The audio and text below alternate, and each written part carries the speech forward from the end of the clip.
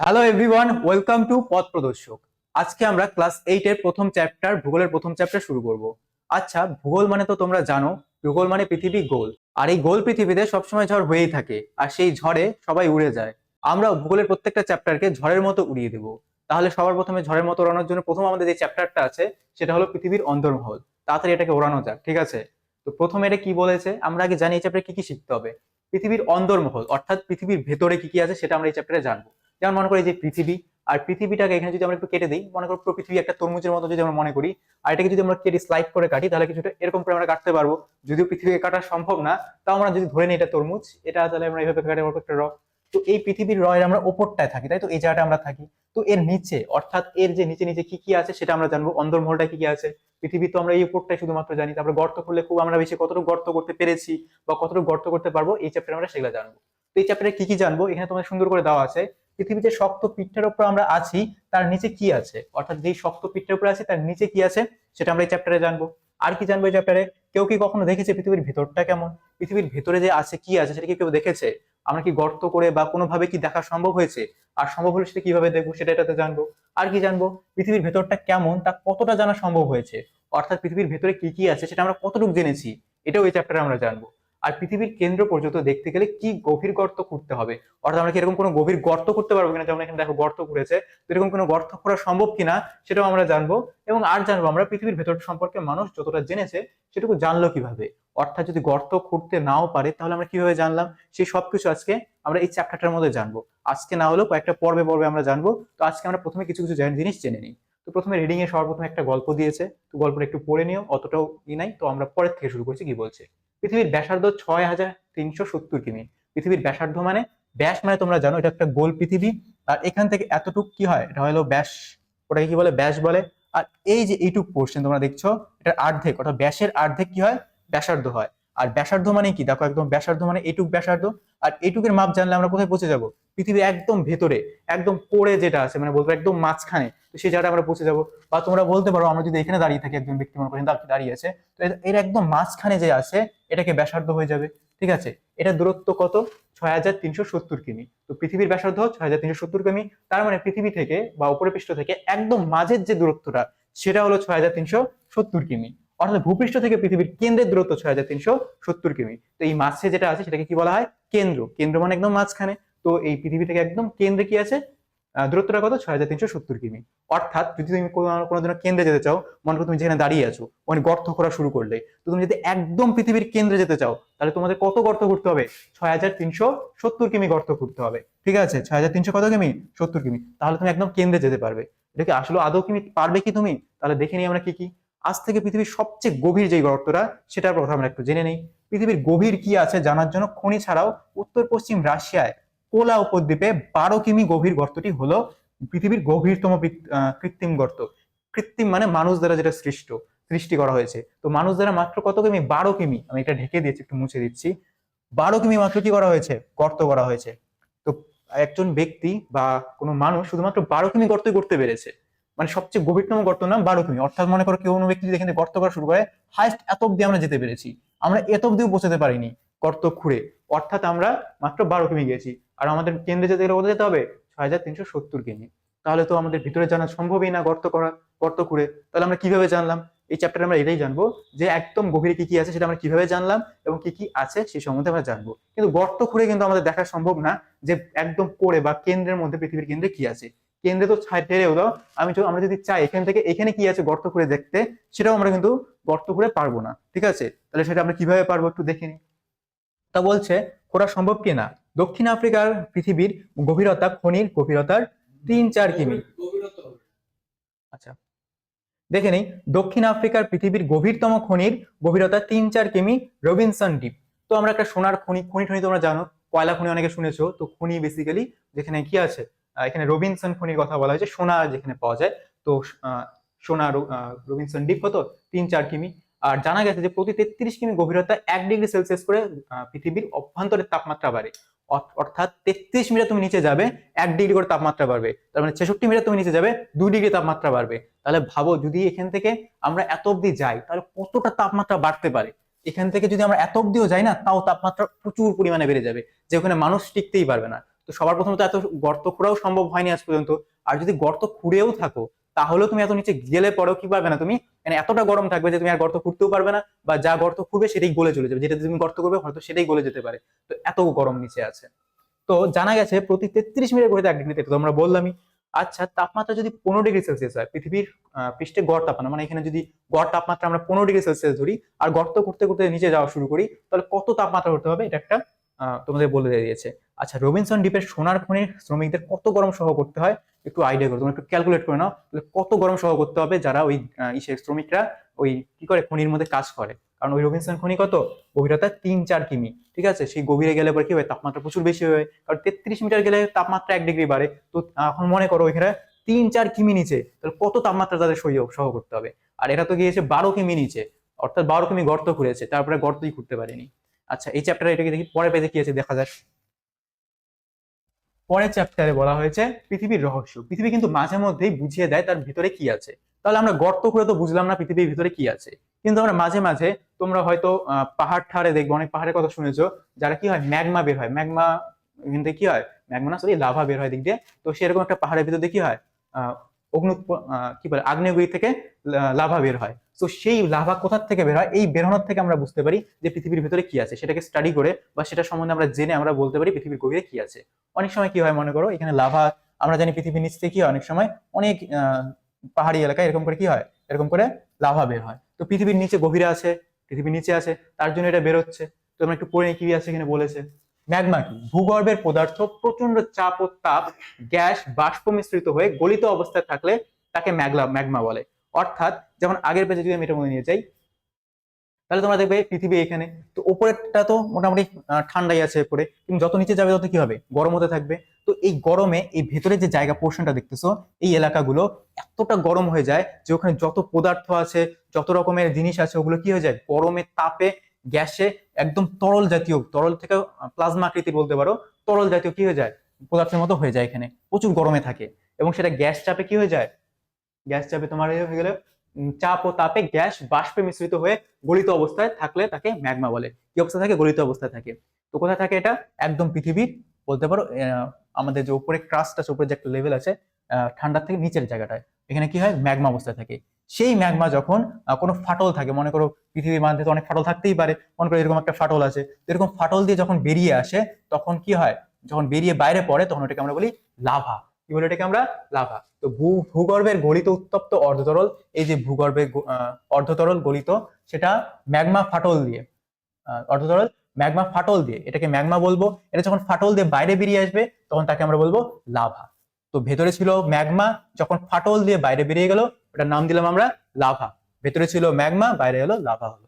আচ্ছা, তাপ বাড়লে পদার্থ গলে তরলে পরিণত হয় বা আয়তনে বাড়ে, আবার চাপ বাড়লে পদার্থের আয়তন কমে। পৃথিবীর অভ্যন্তরীণ চাপ ও তাপ দুটোই বেশি, সেই সঙ্গে তাই পদার্থ কি অবস্থায় আছে।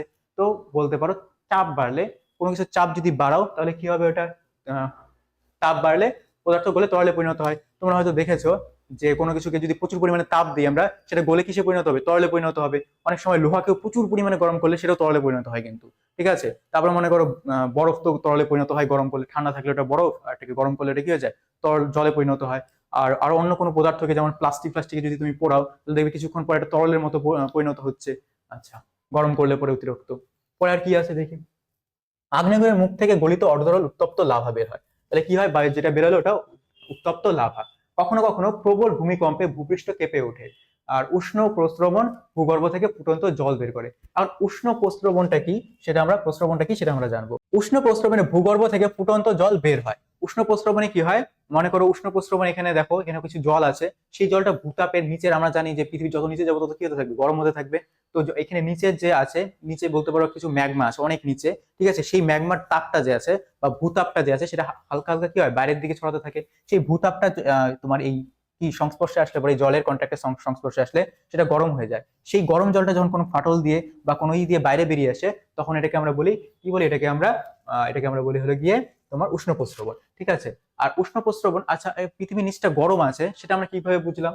তো এখানে বলা হয়েছে পৃথিবীর সৃষ্টি হয়েছিল আজ থেকে প্রায় 460 কোটি বছর আগে। কত কোটি বছর আগে, 460 কোটি বছর আগে। তখন পৃথিবী ছিল একদম প্রচন্ড গরম, একদম তরল অবস্থায় ছিল বলতে পারো, ঠিক আছে, প্রচন্ড গরম অবস্থায় ছিল, এতটা গরমে ছিল, প্রচন্ড গরম অবস্থায় ছিল। তো তরল অবস্থায় ছিল, মনে করো এটা পৃথিবী, ঠিক আছে, এখানে প্রচন্ড গরম অবস্থায় আছে না, তো এরকম গরম অবস্থায় পৃথিবী অবস্থায় ছিল।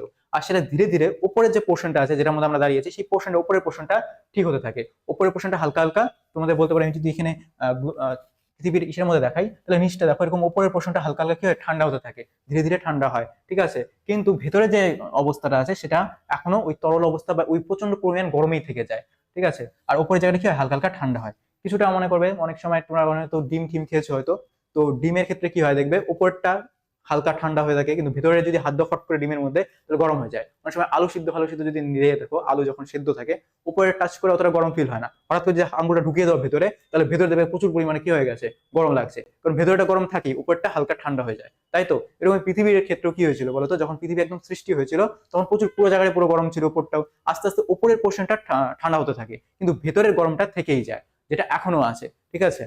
তো সেই ভেতরে গরম হয়ে থাকে, এটাই বলেছে যে প্রচন্ড উত্তপ্ত গ্যাসীয় পিণ্ড। সময়ের সাথে সাথে পৃথিবী পৃষ্ঠ আগে ঠান্ডা হয়ে শক্ত হয়ে গেছে, উপরটা ঠান্ডা হয়ে গেছে, শক্ত হয়ে গেছে, কিন্তু পৃথিবীর অভ্যন্তরে অর্থাৎ ভিতরের ভাগে এখনো বিরাট বড় অগ্নিকুণ্ড হয়ে আছে। অগ্নিকুণ্ড মানে একদম জ্বলন্ত, বলতে পারো প্রচুর গরম হয়ে আছে এখনো, ঠিক আছে। বাটিতে গরম দুধ ঢাললে, এখানে তোমাদের আরেকটা এক্সাম্পল দিয়েছে, যে ঢাললে ওপরটা ঠান্ডা হয়ে সর পড়ে, উপরটা ঠান্ডা হয়ে গেছে সর পড়ে, কিন্তু ওটাই যদি ভেতরে দেখো, কিন্তু নিচটা অনেকক্ষণ গরম থাকে, নিচের যে পোর্শনটা আছে কি থাকে, গরম থাকে। তো আমি কিছু এক্সাম্পল দিলাম, এখানে একটা এক্সাম্পল আছে। পরে আমাদের এখানে দেখা যাক উষ্ণ প্রস্রবণটা কিনা একটু ভালো করে বলা হয়েছে, আমরা দেখি। বিশ্বদ্বীপ বক্রেশ্বরে বেড়াতে গিয়েছে। বিশ্বদ্বীপ নামে একজন ছেলে কোথায় গিয়েছে, বক্রেশ্বরে, এই জায়গাটার কথা মনে রাখবে, বক্রেশ্বরে উষ্ণ প্রস্রবণ দেখা যায়, ঠিক আছে। তো সেখানে সে কি দেখেছে, উষ্ণ প্রস্রবণ দেখেছিল। মাটির নিচে থেকে আপনা আপনি গরম ফুটন্ত জল বেরিয়ে আসছে অনবরত। সে গিয়ে কি দেখছে, মাটির থেকে কি হয়েছে, গরম জল বেরিয়েছে অনবরত। তো গরমটা করলো কে, আচ্ছা গরমটা করলো কে, দেখি। আপনি ফুটন্ত জল বেরিয়ে আসছে, ও মাকে জিজ্ঞেস করলো, জানতে চাইলো যে পৃথিবীর ভৌম জল, ভেতরকার জল, ভূতাপের ভেতরকার তাপ সংস্পর্শে এসে গরম হয়ে ফুটতে শুরু করেছে। অর্থাৎ আমি বললাম, মনে করি যে এখানে জলটা ভেতরকার জল, আমরা জানি যখন তোমরা কল টল পাম্প দাও, তখন জল কোথা থেকে আসে, নিচের থেকেই আসে। অর্থাৎ মাটির নিচে একটা স্তর আছে, যেখানে কি হয়, জলটা সঞ্চিত থাকে। এক ধরনের শিলা আছে, বলতে পারে এক ধরনের কি আছে, মাটি আছে, যেই মাটিটা ওই জলটাকে স্টোর করতে সাহায্য করে। তো সেই স্টোর করার যে জায়গাটা আছে, জলের স্তরটা আছে, মনে করি এটা স্টোর করার জায়গাটা, ঠিক আছে। এই জায়গাটা কি হয়, নিচে তো অনেক গরম আছে, তো সেই ভূতাপ, ওই যে যেই গরম বা যে হিটটার কথা বলো, যে তাপটার কথা বলো, সেটাকে বলা হয় যেহেতু পৃথিবীর মধ্যে হচ্ছে, তো ভূতাপ, পৃথিবীর তাপ বলা হয় এটাকে। তো এই ভূতাপটা, এটা সংস্পর্শে আসলে এটা কি হয়ে যাবে, এই জলটাও প্রচুর পরিমাণে গরম হয়ে যাবে। তো অনেক সময় অনেক ফাটল টাটল দিয়ে ম্যাগমা অনেক সময় টাচ হয়ে যায়, ঠিক আছে। মনে করো ম্যাগমা আছে, তো এই ফাটল দিয়েই ভূতাপের কন্ট্যাক্টে এসে গেল, তাহলে এটা কি হয়ে যাবে, জলটাকে গরম করে দিবে। আর এই জলটাকে যখন গরম করবে, এই জলটাই যখন কোনো ফাটল ফাটল দিয়ে আবার বেরিয়ে আসবে, তো জলটা কি হবে, ফুটন্ত অবস্থা থাকবে বা গরম, প্রচুর গরম অবস্থা থাকবে, বা এখানে বাষ্প অবস্থা অনেক সময় বেরোতে থাকবে, ঠিক আছে। তো এইভাবেই কি হয়েছে, উষ্ণ প্রস্রবণ হয়েছে, একে উষ্ণ প্রস্রবণ বলে। আর ভূতাপ কি, আগেই বললাম, পৃথিবীর তাপ, ভূতাপ। ভূতাপ কিভাবে সৃষ্টি হয়, ভূতাপ হলো এক ধরনের শক্তি, পৃথিবীর কেন্দ্রের তাপ ধীরে ধীরে বাইরের দিকে, পৃথিবীর যে কেন্দ্রে যে তাপটা আছে, আমি বললাম উপরেরটা তো ঠান্ডা হয়ে গেছে, কিন্তু ভেতরের যে পোর্শনটা আছে ওখানে এখনো ঠান্ডা হয়নি, তো ওখানে এখনো তাপ আছে। যেমন মনে করো এই যে ভেতরেরটা, এখানে তো এখনো গরম আছে, উপরে এইটুকটাও কি হয়ে গেছে, ঠান্ডা হয়ে গেছে, এখানে তো এখনো গরম আছে না, তো এই তাপটা আস্তে আস্তে কি হয়ে গেছে, বেরিয়ে আসছে। তো সেই বেরিয়ে এসে কোথায় বেরিয়ে থাকে, এই তাপ শক্তি ভূতাপ শক্তি বলে। তো এই যে তাপ শক্তিটা, যেটা পৃথিবীর গভীর থেকে বেরিয়ে আসে, এটা কি বলে, ভূতাপ শক্তি বলে। আর এই শক্তিকে কাজে লাগিয়ে, যেহেতু এটা একটা শক্তি, তো এই শক্তিকে কাজে লাগিয়ে আমরা কি করতে পারি, বিদ্যুৎ উৎপন্ন করতে পারি। বিভিন্ন দেশ এইভাবে বিদ্যুৎ উৎপন্ন করে। যেমন মনে করো তোমাদের এখানে আছে, চাহিদা প্রায় 30% মেটায় কই, আইসল্যান্ড নামে একটা দেশ আছে, সেখানে 30% ভূতাপ শক্তি দ্বারা মেটায়। মনে করো ওখানে 100% যদি, ওরা 100টা যদি কি থাকে, ঘরে যদি তোমাদের লাইট ফ্লাইট জ্বালায় বা বিদ্যুৎ ইউজ করে, তার মধ্যে 30টা বাড়ি এখানে কি থেকে ইউজ করবে, তোমার এই বিদ্যুৎ শক্তি, ওই ভূতাপ শক্তি থেকে তারা ইউজ করে। আরো কি আছে দেখি এখানে, আমেরিকা যুক্তরাষ্ট্রে পৃথিবীর সবচেয়ে বড় ভূতাপ শক্তি আছে, তো আমেরিকা যুক্তরাষ্ট্রের সবচেয়ে বড় ভূতাপ শক্তি কাজে লাগিয়ে কি করে, বিদ্যুৎ উৎপন্ন করে। আর আছে, ভূতাপ শক্তি থেকে বিদ্যুৎ উৎপন্ন করতে গেলে জীবাশ্ম জ্বালানো কয়লা খনিজ তেল ব্যবহার কমানো যায়। অর্থাৎ আমরা তাহলে কয়লা টয়লা না পুড়িয়ে কি করতে পারি, ভূতাপ শক্তি থেকে বিদ্যুৎ উৎপন্ন করতে পারবো। এটা পরিবেশের ক্ষেত্রেও খুব ভালো হবে। তো এভাবে ইউজ করা হয়, ভূতাপ শক্তিকে ইউজ করা যায়, ঠিক আছে। তো এখানে একটু সামারি করা যায়, কি কি শিখলাম আমরা। আচ্ছা, তো এখন আমরা দেখলাম এখানে যে উষ্ণ প্রস্রবণ কি, এই পেজে দেখলাম। আর দেখলাম আমরা কি, ম্যাগমা কি, তারপর দেখলাম লাভা কি। পরে দেখা যাক আর কি আছে। নেক্সট আমরা দেখছি, এখন আমাদের বলেছে পৃথিবীর ঘনত্ব। পৃথিবীর ঘনত্ব, আগে ঘনত্বটা ভালো করে জানা যাক। ঘনত্ব মানে কি, কোনো অবস্থান, কোনো জায়গার মধ্যে কতটা ঘনভাবে আছে। ঘনটা বোঝাতে গেলে আমি একটু একটা তুলার ছবি দিয়েছি দেখো। তো তুলা বেসিক্যালি অনেকটা জায়গা জুড়ে নেয়, ঠিক আছে।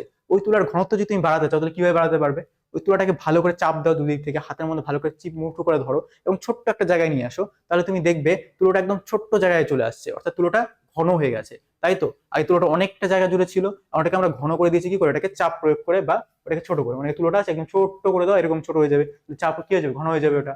তো ঘনত্বটা কি, এটা দেখে নিই। ভূপৃষ্ঠের গড় ঘনত্ব, আগে ঘনত্বটা দেখি কি আছে। একক আয়তনে পদার্থের কতটুকু ভর আছে তার পরিমাপকে পদার্থের ঘনত্ব বলে। একক আয়তনে মানে মনে করো এটা একটা 1 সেমি বিশিষ্ট চারকোনা কি ঘর, ঘনসেমি তোমরা ম্যাথে অঙ্কেতে পড়েছো। ঘনসেমি মানে কি, অর্থাৎ কোনো একটা 1 সেমি চারোদিকে ধর, মনে করো এটাও 1 সেমি, এদিকেও 1 সেমি, উচ্চতাও 1 সেমি, এরকম 1 সেমি একটা বক্সে, মনে করো 1 সেমি চারোদিকে এরকম একটা বক্স, এই বক্সের মধ্যে যতটুকু আটবে সেটাকে আমরা 1 ঘনসেমি বলতে পারি। বা যদি 1 মিটার ঘরের মধ্যে আমরা করি, 1 মিটার বড় বড় 1 মিটারের ঘর দিয়ে করি, তাহলে 1 মিটার ঘনসেমি এরকম হয়, তাই তো? তো এখানে যতটুকু আটবে সেটাকে আমরা কি বলবো, ঘনসেমি বলবো। ঘনত্ব কি, একটা ঘরের মধ্যে মানে এইটুকের মধ্যে যতগুলো আছে এর মধ্যে যদি আরো বেশি করে বাড়া দাও, তো এটা কি ঘনত্বটা বেড়ে যাবে। আরো যদি বেশি চাপাই চাপাই বাড়ো, তো এটার ঘনত্ব আরো বাড়তে থাকবে, তাই তো? তো এটাকে ঘনত্ব আমরা বলতে পারি। তো একক আয়তনে মানে একটা নির্দিষ্ট জায়গায়, একটা নির্দিষ্ট আয়তনের মধ্যে কতটুকু ভর আছে, কতটুকু ভার আমরা দিতে পারি ওটার মধ্যে, ঠিক আছে? পরিমাপকে পদার্থের ঘনত্ব বলে। যতটুকু তুমি ভার দিতে পারো ওটা কি বলবো, ঘনত্ব বলবো আমরা ওটাকে। প্রতি ঘনসেমি জায়গায় পদার্থের ভর কতটা, সেটাই পদার্থের ঘনত্ব।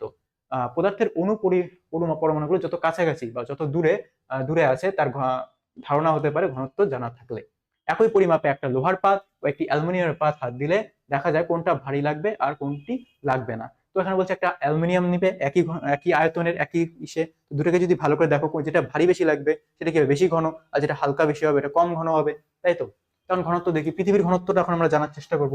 ভূপৃষ্ঠের গড় ঘনত্ব মাত্র 2.6 থেকে 3.3 গ্রাম ঘনসেমি, অর্থাৎ 1 ঘনসেমি যদি আমরা কোনো একটা 1 ঘনসেমি বিশিষ্ট কোনো বক্স নেই, সেই বক্সের মধ্যে আমরা 2.6 গ্রাম থেকে 3.3 গ্রাম আমরা এটার মধ্যে কি রাখতে পারবো, পৃথিবীর কিছু রাখতে পারবো এটার মধ্যে, পৃথিবীর ঘনত্বের। আর কেন্দ্রের মধ্যে কি আছে, কেন্দ্রটা একটু বেড়ে যাবে, কেন্দ্র মানে একদম পরে বলতে পারো, যেটা উপরের থেকে যদি আমরা নিই তাহলে পরে এটা একটু কি হবে, এরকম 2.6 আর 3.3। আর ভেতরে যদি কোনো কিছু তুমি ওই বক্সটার মধ্যে রাখতে চাও, তাহলে কত রাখতে হবে, কত রাখতে পারবে, 11 গ্রাম রাখতে পারবে, ওটা বেশি ঘন বেসিক্যালি। আর সেটা বেড়ে পৃথিবীর একবারে কেন্দ্রে, আচ্ছা একবারে কেন্দ্রে কি হবে, 13 থেকে 14 গ্রাম ঘনসেমি হবে। কিন্তু কৃত্রিম উপগ্রহের বিচারে সামগ্রিকভাবে পৃথিবীর গড় ঘনত্ব 5.5 গ্রাম ঘনসেমি, অর্থাৎ এটাকে অ্যাভারেজ করে দেওয়া হয় পুরো পৃথিবী এবং বাইরের থেকে, মানে গড়টা বলা হয়েছে এখানে, গড় ঘনত্বের কথা বলা হয়েছে, ঠিক আছে, 5.5 গ্রাম। এখন প্রশ্ন হলো পৃথিবীর কেন্দ্রের কাছে থাকা পদার্থগুলো ঘনত্ব বেশি হয় কেন? এখন এখানে এই প্রশ্ন আসবে তোমাদের যে এই যে ভেতরে আছে এটা কেন বেশি ঘন, আর বাইরের যে পোর্শনটা আছে এটা কেন কম ঘন। তো এটাও একটু জেনে নেওয়া যাক। তো আমরা সবাই জানি পৃথিবী যখন গরম ছিল সবার প্রথম অবস্থায় সবকিছু কি ছিল, লিকুইড বা তোমার কি আকারে ছিল, তরল আকারে ছিল। তো ভারী জিনিস নিচে থিতিয়ে পড়েছে, সেই তেরল আকারে যত ভারী জিনিসগুলো ছিল তো সেটা নিচে থিতিয়ে পড়েছে, আর হালকা জিনিস ওপরে ভেসে ওঠে, হালকা জিনিস কি হয়ে যায়, ওপরে ভেসে ওঠে। আর পৃথিবী জন্মের সময় খুব গরম ও বেশি ঘন পদার্থ মধ্যাকর্ষণের টানে কেন্দ্রের দিকে চলে যায়। মধ্যাকর্ষণ টানে কোথা দিয়ে যায়, একদম ভারী জিনিসগুলো নিচের দিকে চলে যায়, বেশি ঘন জিনিসগুলো, যেমন বিশেষত লোহা আর নিকেল পৃথিবীর কেন্দ্রের চারদিকে আবর্তন করতে থাকে, অর্থাৎ উপরে এইদিকে মাঝখানে আবর্তন করতে থাকে। আর অপেক্ষাকৃত হালকা অ্যালুমিনিয়াম এবং সিলিকা উপরের দিকে ভেসে ওঠে, এবং তার থেকেও বেশি হালকা দুটো জিনিস যেটা নাম অ্যালুমিনিয়াম এবং সিলিকা উপরের দিকে ভেসে ওঠে। তো দুটো জিনিস তোমাদের এখানে মাথায় রাখতে হবে। একটা হলো গিয়ে তোমার লোহা আর নিকেল, যেটা কেন্দ্রের চারদিকে আবর্তন করে, যেটা মোটামুটি হালকা, এবং তারপর একদমই হালকা হলো তোমাদের অ্যালুমিনিয়াম ও সিলিকা, যেটা উপরের দিকে কি হতে থাকে, ভাসতে থাকে, ঠিক আছে? এখন আমরা, তো এটা হয়ে গেল, তখন দেখি স্বাভাবিক নিয়মে পৃথিবী অভ্যন্তরীণ যত যাওয়া যায় তত পদার্থের চাপ বাড়ে। চাপ মানে তোমরা হয়তো বুঝেছো, কোনো কিছু চাপ তোমরা আগেই পড়েছো, তো সেই চাপটা কি থাকে, বাড়তে থাকে। চাপ বাড়লে পদার্থের ঘনত্ব যেমন বেড়ে যায়, তেমনি বেশি ঘন পদার্থ চাপ দেয় বেশি। পৃথিবীর অভ্যন্তরে ক্রমশ তাপ ও চাপ বাড়ার ফলে ভিতরের পদার্থগুলি কঠিন, কোথাও তরল আবার কোথাও অর্ধতরল অবস্থায় আছে। অর্ধেক তরল অর্ধেক কঠিন বলতে পারো, ঠিক আছে, অর্ধতরল এটাকে বলবো, মানে পুরোপুরি তরল না, অর্ধতরল অবস্থায় আছে। আর কোথাও তরল অবস্থায়ও আছে, আর কোথাও কঠিন আছে। কেন আছে, কারণ প্রচন্ড চাপে আছে সেগুলো, এবং প্রচন্ড তাপে আছে, প্রচন্ড তাপ এবং চাপ একসঙ্গে হয়েছে, তার জন্য ভেতরের পদার্থগুলো এভাবে আছে। এখন আমরা পরে যাবো ভূমিকম্পের তরঙ্গ। আচ্ছা, ভূমিকম্প তরঙ্গ চ্যাপ্টারটা পরের দিন আমরা জানবো। আজকের পর্বে এতটুকুই থাক, তাহলে দেখা হচ্ছে নেক্সট পর্বে। ততক্ষণের জন্য অল দ্য বেস্ট।